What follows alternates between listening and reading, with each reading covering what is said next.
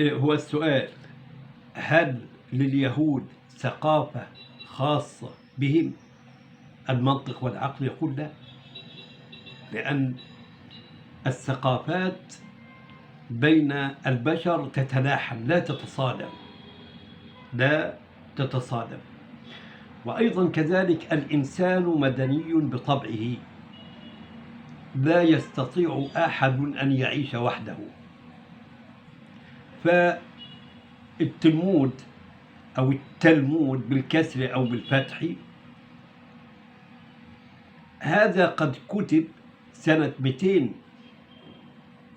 للميلاد، وظل يكتب حتى في القرن الخامس الميلادي، وهو يعد المصدر الأول للتشريع الديني اليهودي، يضم آراء وأقوال حاخامات، فيهم المتشدد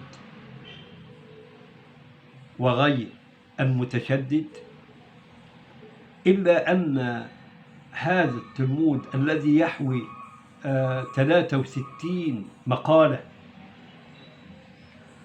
هذا التلمود يعد مرجعا لكل يهودي على مستوى العالم، مرجع في الثقافة، مرجع في العادات، مرجع في الفلكلور اليهودي، مرجع في التاريخ اليهودي وما إلى ذلك من أمور.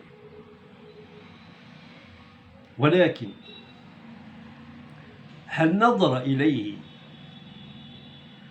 الذين يتحدثون عندنا عن الإصلاح والتجديد لم يشأ منهم أحد، أو لم يستطع منهم أحد، أو لم يجرؤ منهم أحد أن ينقد ما كتب في التلمود؟